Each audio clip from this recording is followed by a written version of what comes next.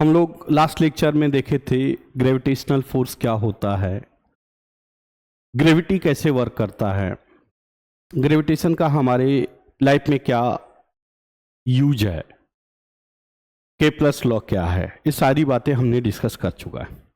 आइए अब हम डिस्कस करते हैं ग्रेविटेशनल एक्सेलरेशन, मतलब कि अर्थ के द्वारा ग्रेविटेशनल एक्सेलरेशन कैसे डिफाइंड होता है और क्या होता है।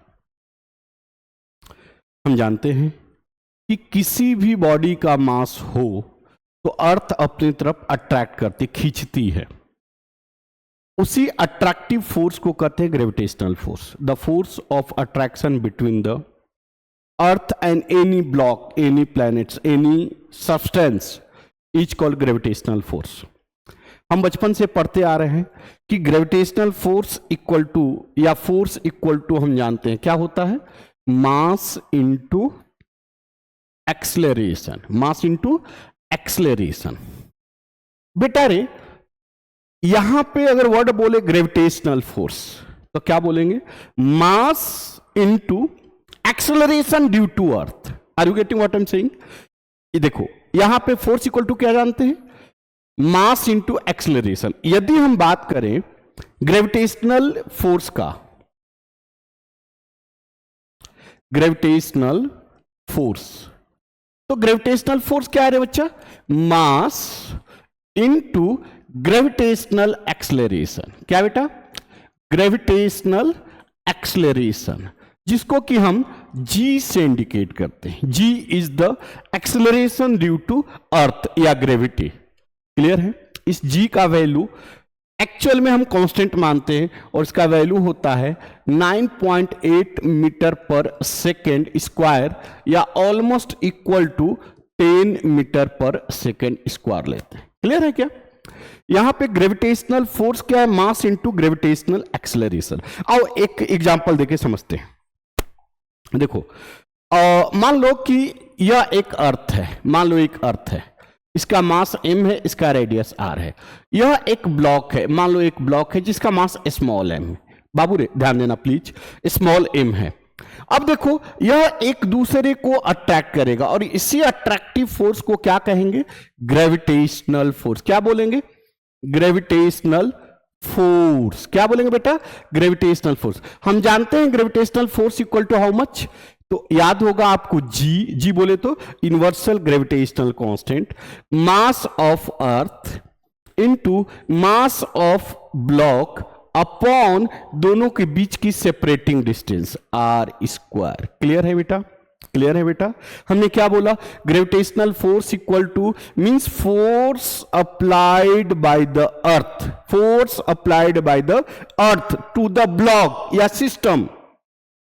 वह कितना होगा, G M mass of earth, M mass of block, R separating distance between this.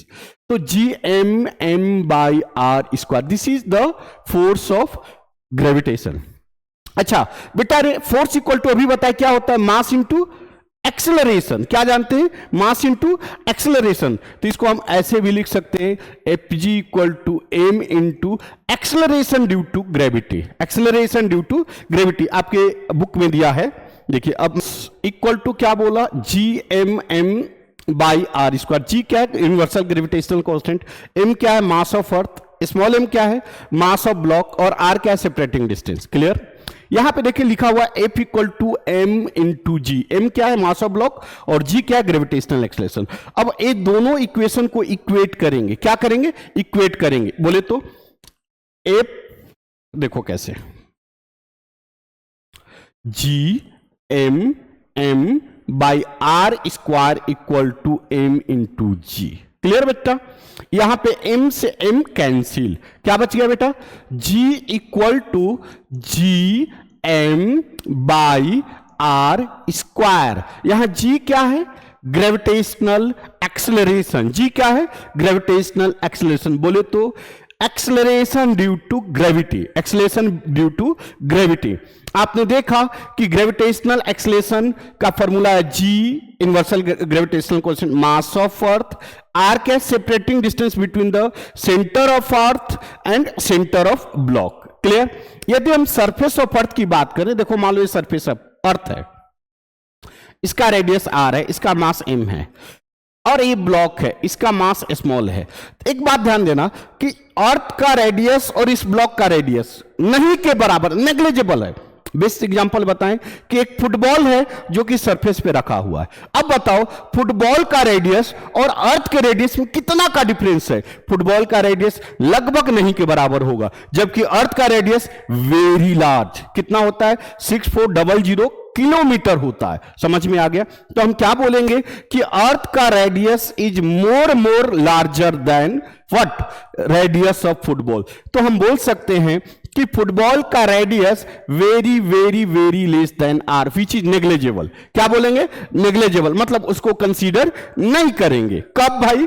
तो अर्थ के सरफेस पे जब फुटबॉल लाइक कोई एलिमेंट होगा तब फिर क्या लिखेंगे? इस केस में ग्रेविटेशनल फोर्स का फॉर्मूला हमारा आया Gm/r²। तो r क्या बन जाएगा?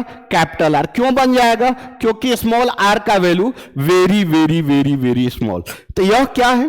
ग्रेविटेशनल एक्सेलरेशन का फॉर्मूला। कहां पे? सरफेस ऑफ अर्थ। किस पे? सरफेस ऑफ अर्थ पे। क्लियर है क्या? यह कहां पे? Surface of earth. देखिए यहां पे लिखा हुआ if the object is situated on the surface of earth, small r equal to capital R। Clear है क्या? So हम क्या बोलेंगे? thus the value of small g on the of the earth is, SI unit में दिया है, कितना दिया है बेटा? मास ऑफ यहां पे दिया, देखो यहां पे कैलकुलेट करने के बाद कितना आया? 9.77। कितना आया? 9.77। इसको पुट करेंगे तो ऑलमोस्ट इक्वल टू क्या आ जाएगा? 9.8 मीटर पर सेकेंड स्क्वायर। कैसे निकाले? तो यहां पे जी का वैल्यू, कैपिटल जी का वैल्यू, देखो कैपिटल जी का वैल्यू कितना होता है? 6.67 10⁻11। मास ऑफ अर्थ कितना होता है? तो देखो 6 इंटू 10⁻24। रेडियस अभी बताया 6.4 इंटू 10⁻6, मतलब 6400 किलोमीटर। इसको कैलकुलेट करोगे तो कितना आ जाएगा? 9.77 मीटर पर second square, which is equal to almost equal to कितना बोलते हैं? 9.8 मीटर पर सेकेंड स्क्वायर। चलिए अब आगे बढ़ते हैं। वेरिएशन ऑफ वैल्यू ऑफ जी, मतलब जी का वैल्यू कैसे वेरी करता है। देखो ये बेटा अभी आपने देखा जी का फॉर्मूला क्या देखा? जी इक्वल टू Gm/r²। जहां g क्या है? यूनिवर्सल ग्रेविटेशनल कांस्टेंट, इसका वैल्यू चेंज नहीं करेगा। m क्या है? मास ऑफ अर्थ, इसका भी वैल्यू चेंज नहीं करेगा।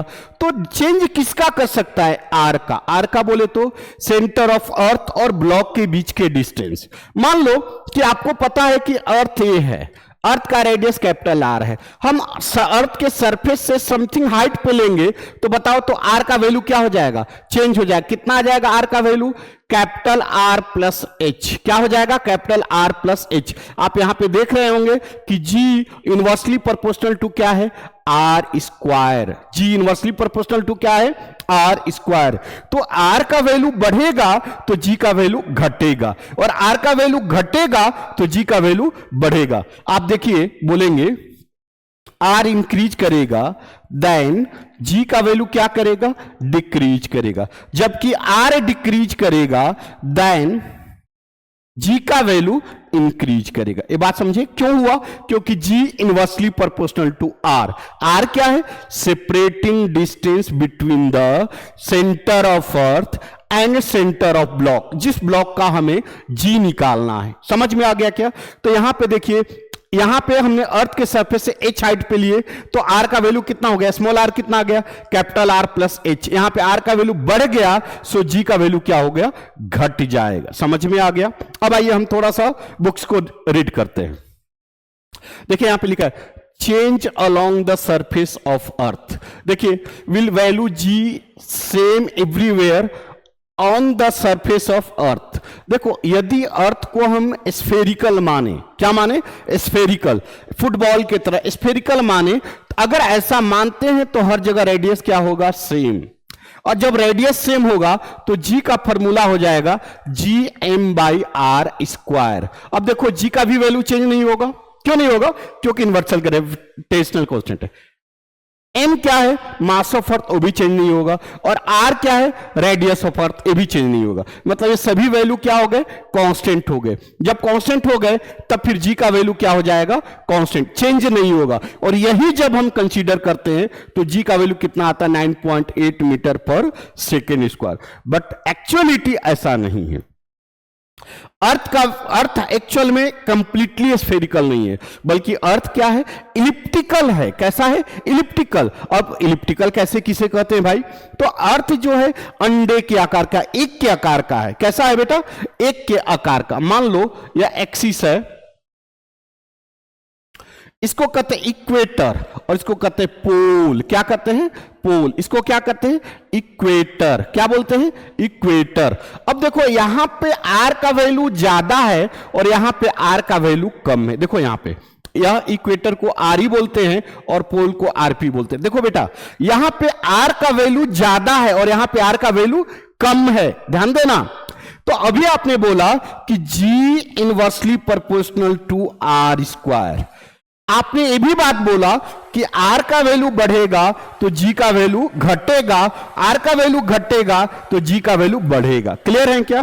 तो यहां पे इक्वेटर पे आर का वैल्यू बढ़ रहा है, मतलब इक्वेटर पे जी का वैल्यू कम होगा, घटेगा। जबकि पोल पे आर का वैल्यू क्या हो रहा है, कम हो रहा है, का मतलब आर का वैल्यू क्या होगा, पोल पे ज्यादा होगा। इसका मतलब R at G, gravitational acceleration at pole, ज्यादा होगा as compare to gravitational acceleration at equator. उम्मीद कर रहा हूं समझ में आया। ऐसा क्यों होता है, तो यहां का सेंटर का डिस्टेंस इक्वेटर पे ज्यादा है एज कंपेयर टू पोल, यही रीजन है। चलिए आगे बढ़े। यहां पे लिख रहा है change along the surface of earth. देखिए अभी मैंने बोला कि सरफेस ऑफ अर्थ के अलोंग क्या, यहां पे देखो लिखा हुआ है, क्या लिखा हुआ है, पढ़ो यहां पे, spherical so that the distance of a point on the surface of the earth its centre differs somewhat from the place of the to the place. मतलब हर जगह place to place height change होता है, जिस वजह से जी का value change होगा। यहां पे एक वर्ड और लिख रहा है, due to its rotation the earth bulges at the equator and is flatter at the poles। देखो यहां पे its radius is larger at the equator, अभी बताए थे आपको याद होगा, इक्वेटर पे रेडियस क्या होगा, ज्यादा होगा, and smaller at the pole, अभी बताए पोल पे क्या होगा, छोटा होगा। The value of G is 10 कितना, पोल पे कितना है, 9.832 एट द पोल, पोल पे है, जबकि decreases slowly with the decreasing latitude, it is lowest at the equator. देखो इक्वेटर पे कितना है, 9.78, जबकि पोल पे कितना है, 9.83। ऐसा क्यों हुआ, तो क्योंकि रेडियस का वैल्यू ज्यादा है, कहां पे, इक्वेटर पे, कम है कहां पे, पोल पे। इस वजह से जी का वैल्यू क्या हुआ, क्या हुआ, ज्यादा हुआ, कहां पे, पोल पे, और कहां पे कम हुआ, इक्वेटर पे। इसका रीजन समझ में आ गया होगा। चलिए आगे बढ़ते हैं। चेंज विथ हाइट, अभी बताए बेटा, हाइट बोले तो रेडियस चेंज होगा तो जी का वैल्यू चेंज होगा। लिखा हुआ है above the surface the value of R is increases, R का वैल्यू इंक्रीज होगा, then G will be decreases. अभी बताए थे, अभी आपको बोले कि G inversely proportional to R square, और आर का वैल्यू बढ़ेगा तो जी का वैल्यू क्या होगा, घटेगा। उम्मीद कर रहा हूं बेहतर समझ में आया होगा। However decrease in rather small for heights for which small in comparison to the earth radius। Simple word में एक ही चीज जानो कि अर्थ के सरफेस से हाइट बढ़ेगा तो जी का वैल्यू घटेगा, अर्थ के सरफेस से जी एच का वैल्यू घटेगा तो जी का वैल्यू बढ़ेगा। सिंपल फंडा यही है। क्लियर है। चलिए अब आगे बढ़ते हैं। सरफेस ऑफ अर्थ, हाइट कितना, 0, 9.8, समझ में आ गया। सिमिलरली एवरेस्ट पे मतलब हाइट कितना, इतना है, लगभग वही आया। जबकि maximum height by the made of balloon देखो 9.77, मतलब अलग अलग हाइट चेंज होगा, हाइट बढ़ेगा तो जी का वैल्यू क्या होगा, व्हाट, घटेगा। चेंज विथ डेप्थ, बाबू ने अभी बताया ना कि हाइट घटेगा तो क्या होगा, जी का वैल्यू घटेगा। अगर हम अर्थ के सेंटर की तरफ जाएंगे तो जी का वैल्यू क्या होगा, घटेगा। क्यों घटेगा, क्योंकि सेंटर से देखो मान लो यह अर्थ है, ठीक है, और यहां पे हमने होल करके ब्लॉक को रख दिया, यह सेंटर है, तो यहां पे रेडियस क्या हुआ, दोनों के बीच का डिस्टेंस क्या हो गया, कम हो गया। जब कम हो गया तो जी अभी बताए 1/r², तो आर का वैल्यू घट गया ना भाई। जब आर का वैल्यू घट गया तो जी का वैल्यू क्या हो जाएगा, बढ़ जाएगा। एक दिमाग में आपके क्वेश्चन आ रहा होगा कि Pandey sir at the centre of earth क्या होगा, तो सेंटर ऑफ अर्थ जी का वैल्यू 0 हो जाता है। क्या हो जाता है, 0। सेंटर, अर्थ के सेंटर पे जी का वैल्यू क्या हो जाता है, कंप्लीटली 0। अब एक कंक्लूजन बता रहा हूं, बहुत इंपॉर्टेंट पॉइंट बता रहा हूं, 3 पॉइंट लेता हूं। ये देखो अर्थ है, यह आर है on the surface of earth, यह अर्थ है, रेडियस है at the some height of earth h, और मान लो ये अर्थ है, यहां पे डेप्थ में लेते हैं, यह स्मॉल r है, यह GD बोलते हैं, यह GH बोलते हैं और GS बोलते हैं। ध्यान देना बेटा, बहुत अच्छा इंपॉर्टेंट पॉइंट्स है। यहां पे सबसे ज्यादा यदि G का वैल्यू कहां होगा, तो सरफेस पे, सबसे ज्यादा कहां होगा, सरफेस पे, ठीक है। उससे कम कहां होगा, तो डेप्थ में। ध्यान देना, ये चीजें आगे आपको 11 12 में पढ़ना है। कहां पे होगा, सरफेस से कम कहां होगा, डेप्थ में। सेम डेप्थ की बात करें, यह जितना डेप्थ है उतना ही यह हाइट है। ध्यान देना, दोनों की बात सेम है, मतलब small r equal to h, जितना हाइट है उतना ही डेप्थ है, ये बात ध्यान देना। और सबसे कम कहां होगा, हाइट पे। कहां पे होगा, हाइट पे। तो g का वैल्यू सबसे ज्यादा कहां होता है, सरफेस ऑफ अर्थ। उससे कम, same depth and same height की बात करें तो सबसे कम कहां होगा, हाइट पे, और उससे ज्यादा कहां होगा, डेप्थ में। ये बात ध्यान देना। अगर मान लो अर्थ के सरफेस से 5 किलोमीटर हाइट ऊपर ले और 5 किलोमीटर अंदर ले, इनसाइड द अर्थ, तो जी का वैल्यू ज्यादा कहां होगा, 5 किलोमीटर इनसाइड द अर्थ, जबकि हाइट पे जी का वैल्यू कम होगा। ये बात ध्यान में रखना। डेप्थ में जाएंगे तो जी का वैल्यू क्या होगा, कम होगा, बात सही है, लेकिन हाइट से कम कम होगा। कम कम होगा मतलब कि जी का वैल्यू सेम डेप्थ में ज्यादा होगा एट द सेम हाइट पे। ये बात ध्यान में रखना। अगर मैं सेंटर ऑफ अर्थ की बात करें तो अर्थ के सेंटर पे जी का वैल्यू ऑलवेज क्या होता है, 0 होता है। क्या होता है, 0 होता है। चलिए आगे बढ़ते हैं। नेक्स्ट टॉपिक है मास एंड वेट। बहुत सारे बच्चे कंफ्यूज रहते हैं कि मास का मतलब वेट या वेट का मतलब मास। नहीं, ये गलत है। मास का मतलब होता है कि कंसंट्रेशन ऑफ मॉलिक्यूल्स। नहीं समझ में आ रहा, ठेठ भाषा में समझाऊं तो बेटा रे, हर मॉलिक्यूल्स, हर सब्सटेंस n नंबर ऑफ छोटे छोटे मॉलिक्यूल से बना होता है, और सभी मॉलिक्यूल्स को इकट्ठा कर देते हैं तो एक सब्सटेंस बन जाता है। फॉर एग्जांपल्स, लड्डू जानता होगा, लड्डू कैसे बनता है, n नंबर ऑफ छोटे छोटे बूंदी से बनता है, समझता होगा। उस बूंदी को इकट्ठा कर देते हैं तो क्या बन जाता है, एक लड्डू। तो लड्डू कैसे बना है, तो n नंबर ऑफ बूंदी के कंसंट्रेशन से। तो उसी कंसंट्रेशन को क्या कहते हैं, मास। जैसे फॉर एग्जांपल्स, घर कैसे बनता है, n नंबर ऑफ ब्रिक्स से, ईंट से, ब्रिक्स समझ रहे हैं ना, ब्रिक्स बोले तो ईंट, n नंबर ऑफ ईंट को इकट्ठा कर देते हैं, एक घर बन जाता है। समझ में आ रहा है। तो जो ईंट है, ईंट को जोड़ के जो घर बनाया गया, तो ये घर क्या है, मास हो गया। क्लियर है क्या। मास का यूनिट केजी होता है। क्या होता है, केजी होता है। मास स्केलर क्वांटिटी होता है। क्या होता है, स्केलर क्वांटिटी होता है। समझ में आ रहा है। जबकि वेट का मतलब होता है फोर्स। क्या होता है, फोर्स। वेट का मतलब फोर्स, लेकिन कौन सा force, force due to gravity. Force due to gravity, earth के द्वारा जो किसी ब्लॉक पे फोर्स लगाया जाता है उसी फोर्स को कहते हैं वेट या वेट फोर्स। क्या कहते हैं, अर्थ के द्वारा जो फोर्स लगाया जाता है किसी भी बॉडी पे उसे क्या कहते हैं, वेट फोर्स। इसका मतलब यहां पे force, weight force equal to होगा मास इनटू ग्रेविटेशनल एक्सलरेशन। क्या होता है? Gravitational acceleration. ध्यान देना, ये क्या है? Gravitational acceleration. Weight is a force, it is a vector quantity. इसका यूनिट होता है न्यूटन। क्या होता है? Newton. SI unit. CGS unit होता है डाइन। क्या होता है? न्यूटन या डाइन। एक और यूनिट होता है इसका केजीएफ, बताऊंगा बाद में, केजीएफ एनजीएफ।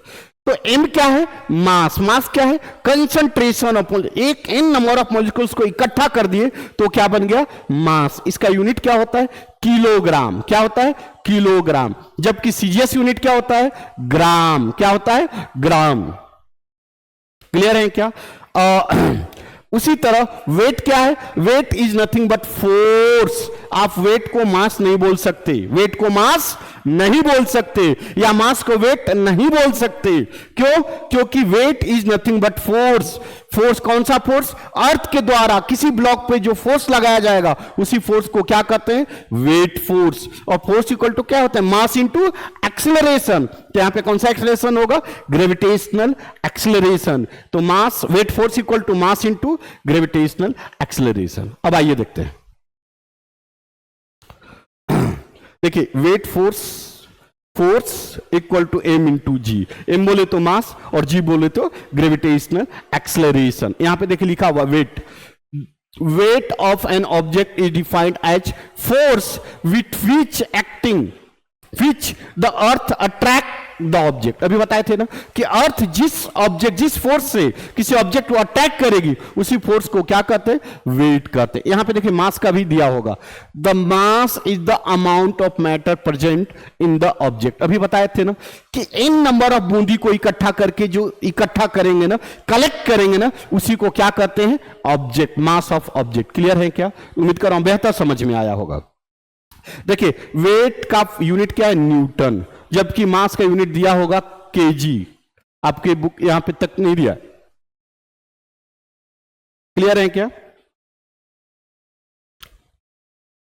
अब एक बात और कि मास कभी चेंज नहीं होता। अब ऐसा नहीं है कि हमने एक लड्डू बनाया 100 ग्राम का, सपोज 100 बूंदी को मिला के, एक एग्जांपल, 100 बूंदी को मिलाकर एक लड्डू बनाया, ठीक है, और वो उसका मास हुआ 100 ग्राम। अब अर्थ पे लेकर आएंगे तो 100 ग्राम रहेगा और मून पे लेकर जाएंगे तो अलग हो जाएगा। ऐसा नहीं होगा। हर जगह मास कभी चेंज नहीं होता। मास पे किसी का इफेक्ट नहीं पड़ता, टेम्परेचर का इफेक्ट नहीं पड़ता। समझ में आ रहा है क्या? मास हर जगह, every place in the universe always क्या होता है? कांस्टेंट होता है। किसी भी प्लेनेट पे लेकर जाओ, मास का वैल्यू चेंज नहीं होगा, तो वेट फोर्स चेंज हो जाएगा। क्यों चेंज हो जाएगा? क्योंकि जी का वैल्यू हर प्लेनेट के लिए अलग अलग होता है। अगर अर्थ की बात करें तो अभी बताए थे जी का वैल्यू 9.8, लेकिन मून पे जाए तो उसका रिलेशन है G moon equal to G earth by 6। मतलब अर्थ के ग्रेविटेशन के क्या 6 टाइम्स के बराबर होता है। किसका? मून पे। मून पे जो ग्रेविटेशनल एक्सेलरेशन का वैल्यू है, मतलब force of attraction due to moon, वो कितना टाइम्स लेस है? तो जी बाई 6। समझो जी क्या है? अर्थ का ग्रेविटेशनल एक्सेलरेशन। समझ में आया क्या? तो मास चेंज नहीं होगा लेकिन वेट का वैल्यू चेंज हो जाएगा। समझ में आया? एक बेस्ट एग्जांपल बताऊं तो अगर आप पोल पे जाओ तो जी का वेट का वैल्यू अलग होगा, और इक्वेटर पे जाओ तो वेट का वैल्यू अलग होगा। इसका रीजन क्या है कि पोल पे जी का वैल्यू अलग होता है और इक्वेटर पे जी का वैल्यू अलग होता है। जबकि पोल पे जाओ, मास जो रहेगा वही मास इक्वेटर पे रहेगा। कभी मास चेंज हो ही नहीं सकता, ये बात ध्यान में रखना। हाँ, चेंज होगा क्या? वेट। वेट क्या? एक फोर्स है। कौन सा force? Force of attraction acting by the अर्थ या एनी प्लेनेट। समझ में आ गया? तो वेट क्या है? फोर्स है। जबकि मास क्या है? Concentration of molecules. इकट्ठा, इन नंबर ऑफ मॉलिक्यूल्स को इकट्ठा करने को ही क्या कहते हैं? मास। उम्मीद कर रहा हूं बेहतर समझ में आया होगा। कुछ एग्जांपल्स देखते हैं। देखो यहां पे लिखा है इफ अ पर्सन वेट इतना, यहां पे वेट दिया है कितना? 750 न्यूटन ऑन द अर्थ। अर्थ के सरफेस पे उस आदमी का 750 न्यूटन क्या है? वेट है। क्लियर है? How much would his weight on the moon, देखो यहां पे मून का ही दिया है, that given mass is 1/18 of the 18 that of the earth and its radius is 1.37 of that of the earth। मतलब समझो यहां पे मून, यहां पे देखो दे रहा है weight on the moon, weight on the moon, earth पे देखो, अर्थ पे इसका वेट कितना है 750 न्यूटन। देखो ध्यान देना बेटा बाबू रे, जबकि मून पे अर्थ के वेट का 1/18 है। मतलब अगर हम बोले मून पे कितना है रे बच्चा वेट 750/81, इतना है कहां पे मून पे। अच्छा इसका मतलब क्या हुआ कि मास चेंज नहीं हुआ उस आदमी का। ऐसा थोड़ा है कि अर्थ पे तो बंदे का मुंडी है और मून पे जाएगा मुंडी कट जाएगा, इज इट पॉसिबल? नहीं, वही आदमी रहेगा, मास वही रहेगा, चेंज क्या हो जाएगा ग्रेविटेशनल एक्सीलरेशन का वैल्यू। क्लियर है क्या? तो देखो यहां पे लिखा होगा रेशियो ऑफ मास, देखो ये दोनों का रेशियो लोगे तो देखो कट हो जाएगा। कैसे कट हो जाएगा? यहां पे देखो अर्थ डिवाइडेड बाय मून कितना होगा 750/750/81। इसको ऊपर ले जाओगे ये दोनों कैंसिल हो जाएगा, बचेगा क्या 81। देखो यहां पे दिया है, कितना दिया है 81। क्लियर है? तो ये क्या हुआ मास का रेशियो, कौन कौन से अर्थ एंड मून। अब यहां पे रेडियस दिया है, रेडियस क्या दिया है 1/3.7 times of radius of earth. बोले तो देखो यहां पे मैं लिख रहा हूं radius of moon equal to कितना दिया है बेटा radius of earth divided by 3.7। Clear है क्या? कोई डाउट? इसका यदि हम रेशियो निकालें तो आप इसको इधर ले लो, इसको इधर ले लो, देखो इसको इस साइड में ले लो और इसको इस साइड में ले लो, क्या आ जाएगा 3.7 equal to earth by moon. कितना आ गया इसका रेशियो? देखो यहां पे दिया। क्लियर है क्या? तो बोल रहा है weight on the earth m into G. कितना आ जाएगा रे बेटा m इंटू जी। जी का वैल्यू ऑलरेडी जान चुके हैं, इतना लेंदी करने की जरूरत नहीं है, बट कर दिया है क्योंकि जी का वैल्यू यहां पे पुट कर दिया है। क्या है जी का value on the earth G m by R square. R क्या है रेडियस ऑफ अर्थ, देखो यहां पे लिखा हुआ है। क्लियर है? तो पुट करोगे इसको इधर ले जाओगे तो देखो यह आ गया मास ऑफ क्या मैन ऑन द अर्थ। अगर वेट यहां मून की बात करें तो देखो वही चीज लिखा है Gm/r²। देखो वही चीज पुट किया यहां पे, कितना आ गया 750। देखो दिस इंटू ए क्या है, ए क्या है gravitational acceleration at the moon. A क्या है gravitational acceleration at the moon equal to कितना सॉरी कितना आ जाएगा? देखो ये दोनों जी जी कैंसिल हो गया और एक कट कुट के देखो आ गया RE²/RM² और mass of moon upon mass of अर्थ इतना। इसको कैलकुलेट करेंगे तो देखो इतना आया, समझ में आया? और मून पे वेट का वैल्यू 126.8 न्यूटन है। देखो यहां पे अर्थ पे कितना था 750, मून पे वही इंसान का वेट कितना आया 126.88। आप डिवाइड करोगे 6 से तो यही आ जाएगा, आप करके देख लेना। 750 को डिवाइडेड बाय 6 करोगे तो यही आ जाएगा। बात समझा क्या? तो यह कहां पे हुआ, ये कहां पे वेट हुआ मून पे। क्यों ऐसा कम क्यों हुआ? तो इसका रीजन एक ही है कि जी का value on the surface of moon is less than G का value on the surface of earth. चलिए आगे बढ़े। यहां पे एक वर्ड है gravitational waves. Waves is nothing but आपने देखा होगा कि जिगजैग ऐसे चलता है, या आपने कपड़ा को उड़ते हुए देखा होगा, या आपने पानी का फ्लो देखा होगा, ऐसा चलता है वेव। ऐसा इसको वेव कहते हैं। क्या कहते हैं? वेव कहते हैं। अब ग्रेविटेशनल वेव्स क्या है? तो आपने देखा होगा कि जब अर्थ टकराती है, अर्थ के प्लैनेट्स टकराते हैं आपस में तो वाइब्रेट होते हैं। देखे ना वाइब्रेट होते हैं। तो वाइब्रेट होने का मतलब क्या? वेव फॉर्म करते हैं। क्या करते हैं? Wave form. देखो यहां पे लिखा है wave are created on the surface of the water. आपको अभी बताए वाटर के सरफेस When we drop a stone in it, आप देखे होंगे किसी स्टील वाटर में कोई स्टोन डालेंगे तो पानी वहां से ऐसे ऐसे सर्कुलर वे में निकलता है, that is called wave, that is called wave. Wave का काम क्या है? एनर्जी को ट्रांसफर करना, एक पॉइंट से दूसरे पॉइंट तक एनर्जी को ट्रांसफर करना। ध्यान देना, वेव का काम क्या है? To transfer the energy from one point to another point. चलो आगे बढ़ते हैं। You must have seen the wave generated on the string. String बोले तो रस्सी, आप देखे होंगे ऐसे बजाते हैं तो, या रस्सी सुखाते हैं तो ऐसे ऐसे आता है, आप हवा चलते हुए देख। द बेस्ट एग्जाम्पल कपड़ा, आप साड़ी, कभी माँ हमारी साड़ी पसार देती हैं तो देखे होंगे ऐसे ऐसे फ्लो करता है, या धोती है, धोती व्हाइट कलर का होता है, वो देखे होंगे ऐसे ऐसे, तो इसे क्या कहते हैं? वेव। क्लियर है क्या?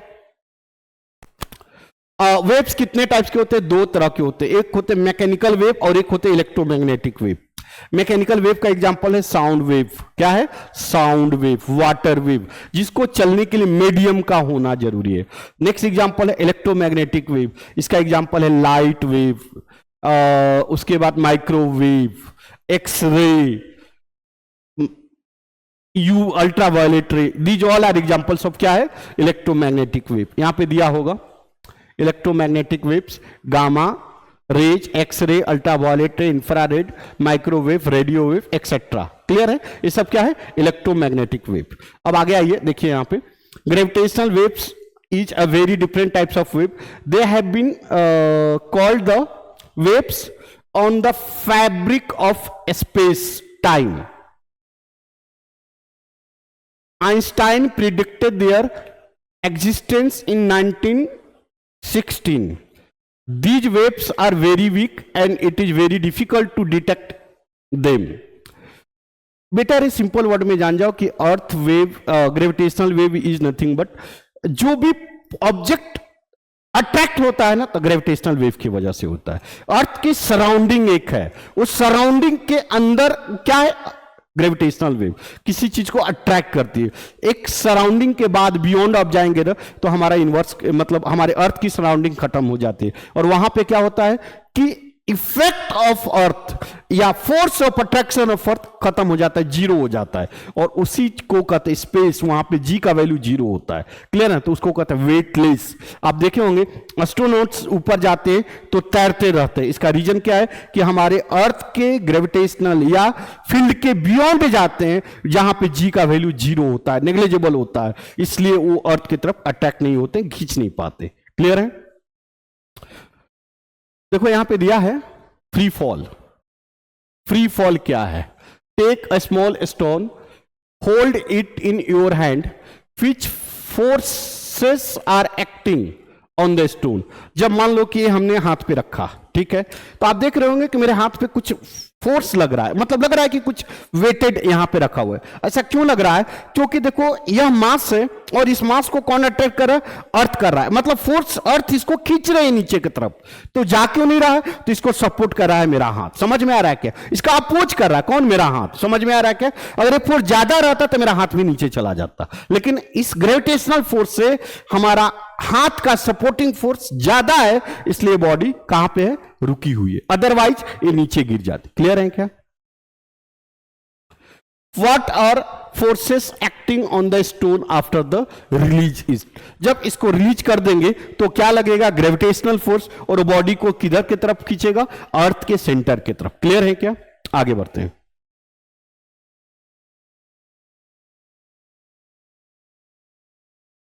तो इस प्रकार के जो फ्री फॉल होता है, फ्री फॉल बोले तो किसी भी बॉडी को छोड़ देंगे तो फ्री फॉल बॉडी की तरफ, नीचे की तरफ क्या करेगा? मूव करेगा। उस वक्त एक्सलेशन का वैल्यू क्या हो जाएगा? जी। जी बोले तो ग्रेविटेशनल एक्सलेशन ड्यू टू क्या? अर्थ। अब आप लोग पढ़े होंगे 3 kinematical equation, V equal to U plus A T, second वाला S equal to U T plus half A T square, और थर्ड इक्वेशन है V square equal to U square plus 2as। जब हमने इसको ड्रॉप किया, drop word ध्यान देना, drop का मतलब होता है कि starting initial velocity how much? 0। तो यहां पे u क्या हो जाएगा? 0। अच्छा ए क्या हो जाएगा, तो ड्रॉप किया बोले तो सिर्फ अर्थ के द्वारा ग्रेविटेशनल एक्सेलरेशन, तो ए का वैल्यू क्या हो जाएगा, जी। तो इक्वेशन क्या हो जाएगा, v equal to G into T. उसी तरह यहां पे u का value 0 into T plus half, A के जगह पर क्या हो जाएगा, जी टी स्क्वायर। क्यों जीरो, क्योंकि u हमने ड्रॉप किया है। सिमिलरली यहां पे भी वही हाल होगा, v स्क्वायर इक्वल टू 0 का square plus 2 into G into S. Clear है क्या, यहां पे देखिए इक्वेशन दिया है, v equal to G T, S equal to half G T square और v स्क्वायर इक्वल 2s। या तब कंडीशन वैलिड है जब u का वैल्यू 0 होगा, देखो यहां पे दिया है। क्लियर है, और a क्या हो जाएगा, फ्री फॉल में a का वैल्यू क्या हो जाता है, g के बराबर होता है। इसको कहते हैं kinematical equation under the gravity. क्या बोलते हैं इसको, क्या बोलते हैं, kinematical equation under the gravity. हम लोग पढ़ रहे थे ग्रेविटेशन, अभी तक हम लोगों ने ग्रेविटेशन पूरे चैप्टर्स पढ़े हैं और ग्रेविटेशन के न्यूमेरिकल हम करने जा रहे हैं। आइए देखते हैं कैसे सॉल्व होगा। यहां पे देखिए फर्स्ट क्वेश्चन है, an iron ball of mass 3 kg। यहां पे मास ऑफ आयरन बॉल कितना दिया है, 3 kg, is released from a height of 125 centimetre, मतलब हाइट कितना दिया है 125 metre, and falls freely to the ground, मतलब किधर की तरफ आ रहा है, ग्राउंड की तरफ। ठीक है, assuming that the value of G is 10 metre पर सेकेंड स्क्वायर, कैलकुलेट। देखिए पहली बात हम कैसे ये करेंगे, एक काम करते हैं, गिवन डाटा यहां पे लिख लेते हैं। यहां पे गिवन डाटा में मास कितना दिया रे बच्चा, 3 kg। यहां पे हाइट कितना दिया रे बच्चा, 125 मीटर। क्लियर है बेटा, अब कर स्टार्टिंग फ्रॉम रेस्ट, यहां पे लिखा हुआ है एन आयरन बॉल रिलीज्ड इतना and falls freely from the ground. ठीक है, तो स्टार्टिंग वेलोसिटी कितना है 0 और g का वैल्यू कितना दिया है 10 मीटर पर सेकेंड। फर्स्ट क्वेश्चन क्या है, time taken by the ball to reach the ground, मतलब ग्राउंड तक आने में टाइम कितना लगेगा। यहां पे कौन सा इक्वेशन लगेगा, तो आपको पता होगा, बताए थे, h equal to half G into T square. कितना, half G into T square. h दिया है, g दिया है, तो t निकल जाए। कैसे निकलेगा बेटा, तो देखो तो h कितना दिया है बच्चा 125, 1/2, g कितना है रे बच्चा 10, और टाइम निकालना है तो कितना आ जाएगा t का स्क्वायर, 2 5 जा 10। तो बेटा रे t स्क्वायर कितना आ जाएगा 125 अपॉन 5, कितना है रे बेटा 125 अपॉन 5, कितना आ जाएगा 125। टी स्क्वायर का वैल्यू कितना आ गया 25, T square equal to how much 25। अब आपको स्क्वायर रूट आता होगा, स्क्वायर रूट कैसे निकालेंगे, तो देखो T equal to square root of 25, और 25 का वैल्यू क्या होता है ±5। अब एक बात बताओ, टाइम कभी नेगेटिव पॉसिबल है क्या, कभी भी वो पॉसिबल नहीं है। तब फिर क्या लिखेंगे, टाइम कितना आ गया t इक्वल टू 5 सेकेंड। आपने देखा कि कोई भी object 125 centimetre metre 125 metre height से रिलीज बोले तो इनिशियल वेलोसिटी 0, यहां पे लिखा हुआ रिलीज्ड बोले तो इनिशियल वेलोसिटी 0, तब time to reach the ground पूछ रहा है, तो हमने फॉर्मूला लिखा h equal to 1/2 half G into T square. Height दिया है कितना 125 मीटर, इक्वल टू हाफ बोले तो 1/2, जी कितना दिया है 10, और टाइम नहीं पूछ रहा है। देखो 2 5 जा 10, यहां पे डिवाइड हो जाएगा कितना आ जाएगा 125/5, यह 25, टी स्क्वायर का वैल्यू आ गया 25, देन टी का वैल्यू स्क्वायर रूट ऑफ 25, मतलब टाइम इक्वल टू ±5। टाइम कभी नेगेटिव नहीं होगा, इसलिए टाइम कितना आ गया 5 सेकेंड। उम्मीद कर रहा हूं सभी बच्चे क्लियर हुए होंगे। आगे बढ़ते हैं, नेक्स्ट क्वेश्चन है, the velocity of the ball on reaching the ground, मतलब वेलोसिटी पूछ रहा है। बेटा रे क्या क्या दिया है, तो देखो u दिया है, कितना दिया है 0, a दिया है, a बोले तो g कितना है 10 मीटर पर सेकेंड स्क्वायर। ठीक है, और क्या दिया, h दिया है, कितना है 125 मीटर। टाइम हम ऑलरेडी निकाल चुके हैं, टाइम कितना निकाले हैं 5 सेकेंड। और क्या दिया है, और कुछ दिया है क्या, मास दिया, मास का कोई यूज नहीं है। अब हमें क्या पूछ रहा है क्वेश्चन में, velocity to reach the ground, मतलब ग्राउंड से जस्ट पहुंचने से पहले वेलोसिटी ऑफ द बॉल क्या होगा।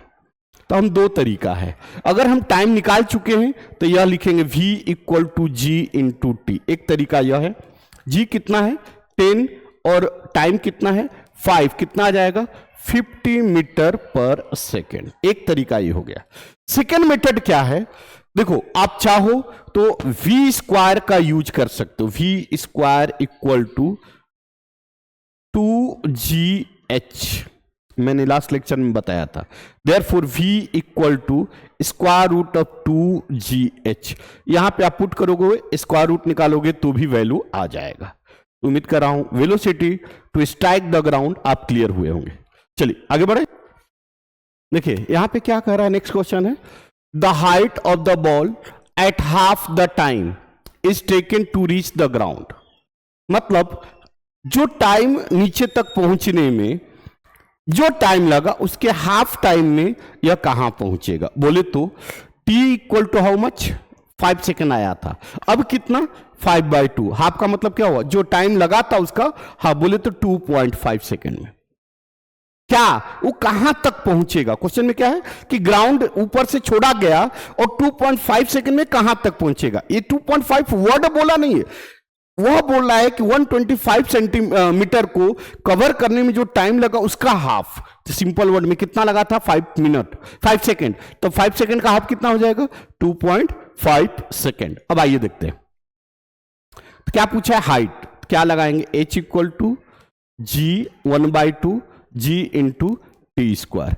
1/2 g कितना है 10 और t कितना है 5/2 का स्क्वायर, कितना है 5/2 का स्क्वायर, कितना आ जाएगा रे बच्चा, कैलकुलेशन आता होगा आपको, देखो यहां पे मैं कैलकुलेट कर रहा हूं 1/2 10, 5 का स्क्वायर 25 और 2 का स्क्वायर 4, कितना आ जाएगा 5, कितना आ जाएगा रे बच्चा 125/4 which is equal to 31 point means 31, कैसे 4 3 जा 12, 5 नीचे आया कितना आया 1525, इतना मीटर, कितना आया 31.25 मीटर। यह कितने सेकंड में कवर करेगा, तो 125 मीटर का डिस्टेंस जितने टाइम में कवर कर रहा था उसके हाफ, कितने टाइम में कवर कर रहा था 5 सेकेंड में, तो उसका हाफ कितना हो गया 2.5 सेकेंड में कितना डिस्टेंस कवर करेगा 31.25। कहीं आंसर दिया होगा क्वेश्चन में, कहीं ना कहीं इसको सॉल्व किया है।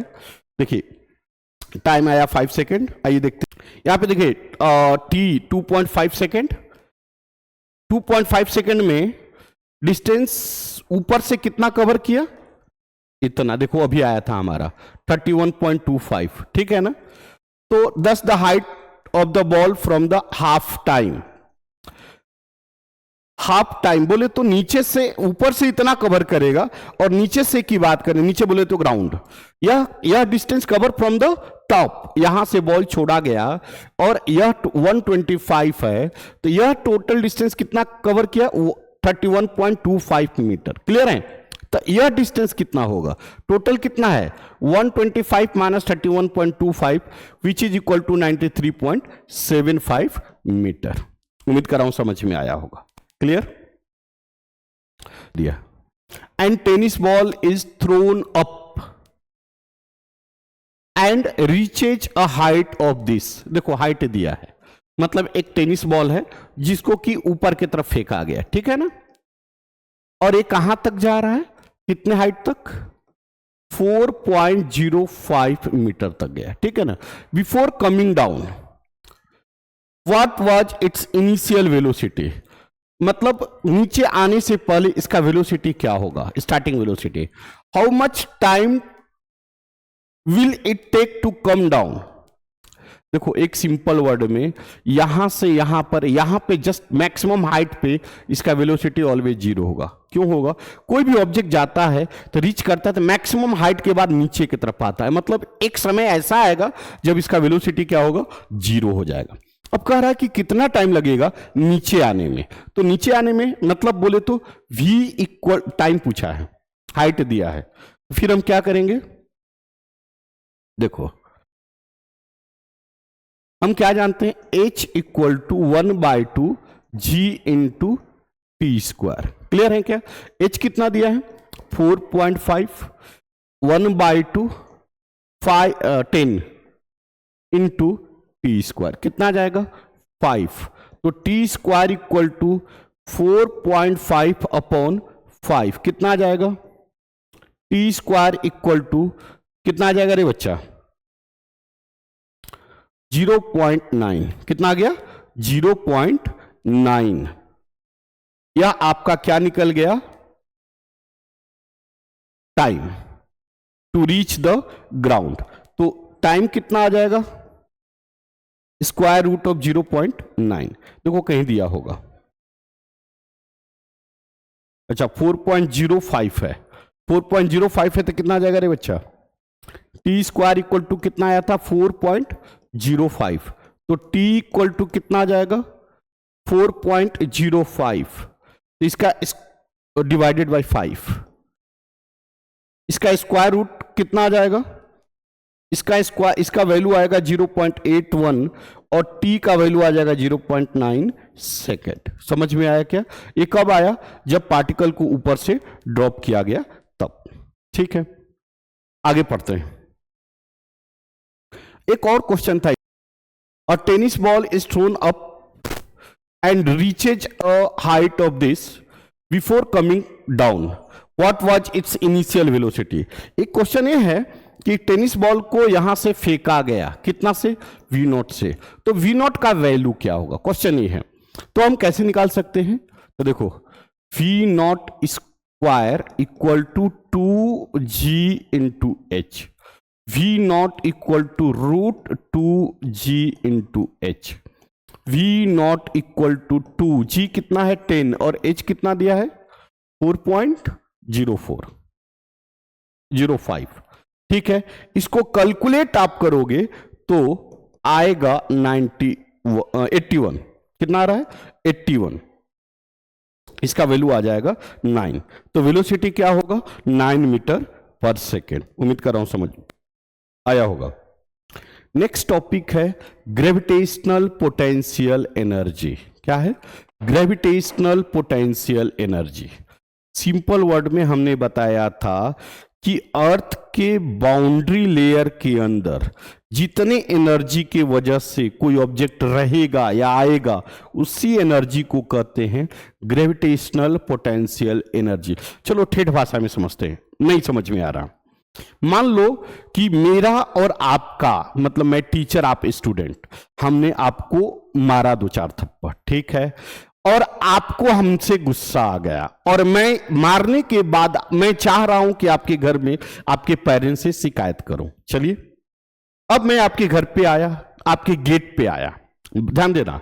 तो आपकी इच्छा क्या होगी कि पांडे सर हमारे घर में ना आए। ऐसा क्यों होगा? क्योंकि अगर मैं आपके घर में जाता हूं, आपके बारे में शिकायत करूंगा, मैं तो कूटूंगा ही कूटूंगा, पेरेंट्स भी कूटेंगे। अब इससे बचने के लिए आप क्या करोगे? पांडे सर का अपोज करोगे। क्या करोगे? गेट पे खड़ा हो जाओगे, पांडे सर आप मेरे घर नहीं आओ।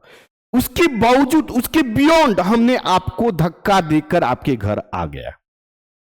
ये बात ध्यान देना। तो जितना एक्स्ट्रा एनर्जी लगाया, किस लिए? आपके घर आने के लिए। किसके बियॉन्ड? आपके अपोज। आप अपोज कर रहे थे, मेरे को धक्का दे रहे थे कि पांडे सर मेरे घर ना आए। वही एनर्जी क्या कहलाएगा? Gravitational potential energy. उम्मीद कर रहा हूं समझ में आया होगा। एक बेस्ट एग्जांपल, मान लो एक फुटबॉल है, कहां पे? ग्राउंड पे है। उस फुटबॉल को जब हम नीचे से ऊपर की तरफ हाइट पे लेकर जाएंगे, तो क्या मैं बोल दूंगा फुटबॉल ऊपर आ जा, तो ऊपर आ जाएगा? कभी नहीं। उसको आने के लिए हमें फोर्स और एनर्जी लगाना पड़ेगा। और जो एनर्जी उस ग्रेविटेशन के बियॉन्ड, अर्थ के खींचने के बियॉन्ड लगाएंगे, उसी एनर्जी को कहते हैं ग्रेविटेशनल एनर्जी। उम्मीद कर रहा हूं बेहतर समझ में आया होगा आपको। क्लियर? अब आगे बढ़ते हैं।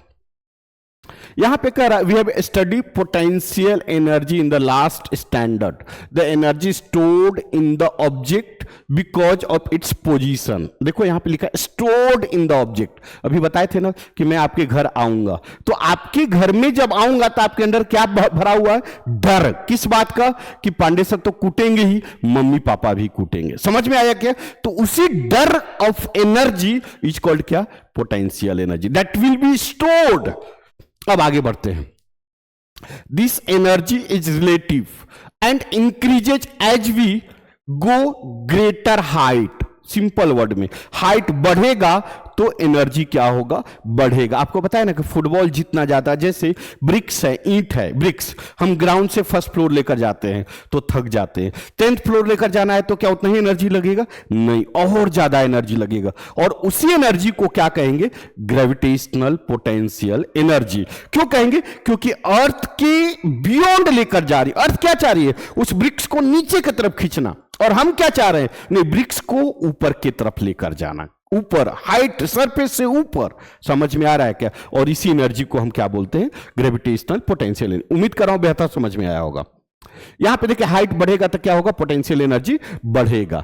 यहां पे mg8 ऑन द ग्राउंड, ये बेटा सरफेस पे, अर्थ के सरफेस पे क्या है? हाइट कितना है? 0। अगर सरफेस से बात करें तो हाइट कितना है? 0। तो उस वक्त में पोटेंशियल एनर्जी क्या हो जाएगा? 0। ग्रेविटेशनल पोटेंशियल एनर्जी क्या हो जाएगा? 0। इसका फॉर्मूला, ग्रेविटेशनल पोटेंशियल एनर्जी का फॉर्मूला होता है mg इंटू एच। एम क्या है? मास ऑफ ऑब्जेक्ट, जी क्या है? ग्रेविटेशनल एक्सलेशन, और एच क्या है? Height. But for the large value of H the value of G decreases. कल बताए थे कि जी का वैल्यू घटेगा कब? जब आर का वैल्यू बढ़ेगा। कल हमने बताया था। क्यों? क्योंकि G inversely proportional to R square है। आर का वैल्यू बढ़ेगा तो जी का वैल्यू क्या होगा? घटेगा। बहुत अच्छी बात। अब देखिए, for an object at infinite distance from the earth surface, G का वैल्यू क्या हो जाएगा? 0। मैंने बताया था जहां पे ग्रेविटेशनल फील्ड का वैल्यू इफेक्ट 0 हो जाए, जैसे स्पेस, वहां पे ग्रेविटेशनल फील्ड का इफेक्ट क्या हो जाता है? 0 हो जाता है। जब ग्रेविटेशनल फील्ड का स्पेस जहां पे 0 हो जाए तो वहां पे क्या फील करते हैं? अर्थ का अट्रैक्शन, अर्थ का फोर्स क्या होता है? 0 होता है। क्यों ऐसा 0 होता है? क्योंकि मास तो चेंज नहीं हो सकता। तो चेंज क्या हो सकता है? तो ग्रेविटेशनल फील्ड का वैल्यू, और वहां पे ग्रेविटेशनल फील्ड क्या है? 0। इस वजह से ग्रेविटेशनल एक्सलेशन क्या है? 0। इस वजह से ग्रेविटेशन द्वारा जो एनर्जी लगाएगा उसका वैल्यू क्या होगा? 0। चलिए आगे बढ़ते हैं। Small distance the potential energy is also less than 0। चलिए आगे बढ़ते हैं। अब पोटेंशियल एनर्जी हमेशा किसी भी बॉडी में नेगेटिव पोटेंशियल, एक नेगेटिव एनर्जी के फॉर्म में स्टोर होता है। जिस भी ऑब्जेक्ट का नेगेटिव पोटेंशियल एनर्जी होगा, जितना ज्यादा होगा नेगेटिव पोटेंशियल एनर्जी, वह बॉडी क्या होगा? उतना ज्यादा स्टेबल होगा। चलिए आगे बढ़ते हैं। नेक्स्ट टॉपिक है एस्केप वेलोसिटी। एस्केप वेलोसिटी किसे कहते हैं? किसी ऑब्जेक्ट को प्रोजेक्ट करें, फेंकें, तो वह फिर बाद दोबारा अर्थ के सरफेस पे ना आए। किसी भी ऑब्जेक्ट को प्रोजेक्ट करे, फेंके, तो फिर दोबारा वो अर्थ के सरफेस पे ना आए, तो उसे क्या कहते हैं? Escape velocity. जैसे फॉर एग्जांपल रॉकेट, रॉकेट को हम लॉन्च करते हैं तो क्या कभी अर्थ के सरफेस पे आता? नहीं आता है। क्यों नहीं आता है? क्योंकि एस्केप वेलोसिटी क्या है? आगे चल के देखिए, दिखेगा आपके बुक में, 11.2 किलोमीटर पर सेकेंड है। अगर उस वेलोसिटी से किसी भी ऑब्जेक्ट को फेंके अर्थ के सरफेस से, तो वो ऑब्जेक्ट कभी भी फिर दोबारा अर्थ के सरफेस पे नहीं आएगा। देखिए यहां पे डिफिनेशन लिखा होगा। We have seen that when a ball is thrown upwards, its velocity decreases because of the gravitation of the earth. ऐसा कह रहा है कि अर्थ के सरफेस से ऊपर की तरफ फेंकेंगे तो किसी भी ऑब्जेक्ट का वेलोसिटी धीरे धीरे घटता है। किस वजह से घटता है? तो ग्रेविटेशन की वजह से।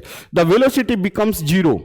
वेलोसिटी क्या हो जाता है? 0 हो जाता है। कहां पे? मैक्सिमम हाइट पे। अभी बताए थे, किसी चीज को फेंकेंगे तो मैक्सिमम हाइट जाकर क्या हो जाएगा? वेलोसिटी 0 हो जाएगा। Reaching a certain height and after that stone start to falling, उसके बाद क्या हो जाता है? नीचे आना शुरू हो जाता है। Its maximum height depends upon the initial velocity, मतलब शुरुआत में जितना वेलोसिटी से फेंकेंगे उतना ही ज्यादा हाइट तक जाएगा। क्लियर है क्या?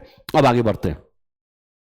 The final velocity and acceleration कभी जीरो नहीं होगा, देखना, क्योंकि मैक्सिमम हाइट पे क्या हो जाता है, वेलोसिटी जीरो हो जाता है। ये मैक्सिमम हाइट का फॉर्मूला है, एच मैक्स इक्वल टू होता है, कितना होता है, V naught square by 2 into G. V naught क्या है, जिस वेलोसिटी से हमने फेंका था, प्रोजेक्ट किया था स्टार्टिंग में। क्लियर है क्या? अब यहां पे लिखा हुआ the higher initial velocity the larger height to reach the ball. सही बात है, जितना स्टार्टिंग में जितना वेलोसिटी ज्यादा से फेंकेंगे उतना ज्यादा क्या होगा, मैक्सिमम हाइट तक जाएगा। क्लियर है बेटा? बहुत अच्छी बात। The ball will oppose the gravity of the earth more and large will be height which it reach, मतलब मैक्सिमम हाइट तक पहुंचेगा। आगे बढ़ते हैं, देखिए तो यहां पे इनिशियल वेलोसिटी जितना ज्यादा से फेंकेंगे उतना ज्यादा से क्या होगा, हाइट जाएगा। अब यहां पे escape, an object going vertically upward from the surface of earth having an initial velocity equal to the escape velocity. Simple word में, यदि हम किसी ऑब्जेक्ट को एस्केप वेलोसिटी से फेंके तो वह बॉडी हमारे अर्थ के ग्रेविटेशनल फील्ड से बियॉन्ड चला जाएगा, बाहर चला जाएगा। जब ग्रेविटेशनल फील्ड से बियॉन्ड चला जाएगा तो अर्थ उसके ऊपर कोई फोर्स नहीं लगाएगी, अर्थ कभी उसको अट्रैक्ट नहीं करेगी, क्योंकि उसके रीजन, उसके एरिया से बाहर चला गया। क्लियर है? तो उस वेलोसिटी को क्या कहते हैं, escape velocity. The escape gravitational force of the earth, यहां पे लिखा हुआ escape the gravitational force of the earth, the force of gravity is being inversely proportional to the square of the distance. मतलब इसका जो वेलोसिटी है वो क्या होता है, स्क्वायर ऑफ द डिस्टेंस के इनवर्सली प्रोपोर्शनल होता है। Because zero only at the initial, only at the infinite distance from the earth. मतलब इनफाइनाइट डिस्टेंस का मतलब क्या, कि किसी चीज का वहां पे इफेक्ट जीरो हो जाए, उस डिस्टेंस को क्या कहते हैं, infinite distance. This means that for the object free from the gravity of the earth, simple word में हम ही बताए ना, कि वह जब आपके अर्थ के ग्रेविटेशनल रीजन के बियॉन्ड चल जाए तो वहां पे क्या हो जाएगा, ग्रेविटी का वैल्यू जीरो हो जाएगा। क्या हो जाएगा, ग्रेविटी का वैल्यू जीरो हो जाएगा। The object will come to rest at infinite distance and will stay there. ठीक है ना? और हम वहां पे क्या करते हैं, देखो यहां पे काइनेटिक एनर्जी कितना है, half M B square. Gravitational potential energy क्या है, G M M by R. ये क्या है, ग्रेविटेशनल पोटेंशियल एनर्जी। ये दोनों को इक्वेट करेंगे तो देखो कितना आ जाएगा हमारा, इसके वेलोसिटी का फॉर्मूला आ जाएगा, देखो ये कहीं दिया है,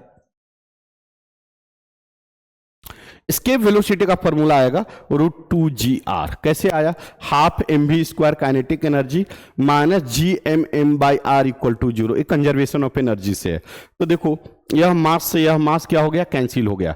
ठीक है, यह 2 डिवीजन था, इधर जाकर मल्टीप्लीकेशन, तो बचा क्या, 2gm बाई आर, किसके बराबर, इसके वेलोसिटी के बराबर। क्लियर है बेटा?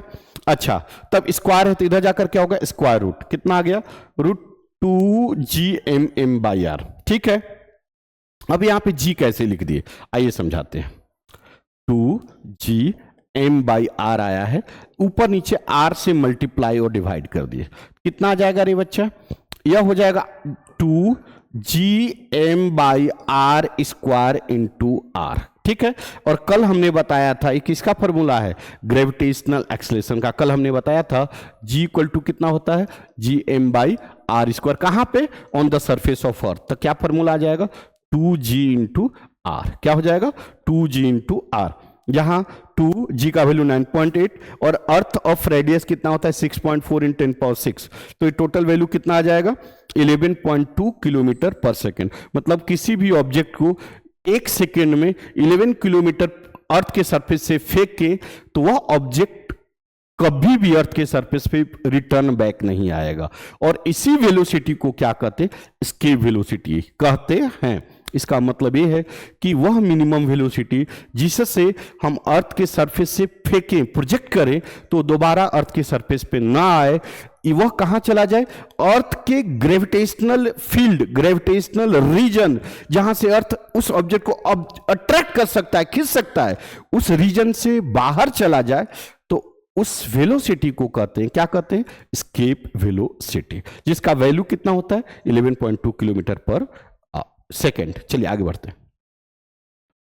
Calculate the escape velocity on the surface of the moon given the mass and the radius, देखो यह मास दिया है किसका भाई, तो मून का नहीं ऑब्जेक्ट का।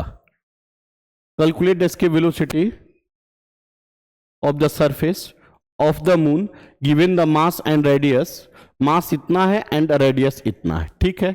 तो क्या पूछ रहा है, क्या पूछा है अपने से, एस्केप वेलोसिटी। तो सिंपल वर्ड में जी का वैल्यू कितना होता है, इतना आपको कल बताए थे, ठीक है।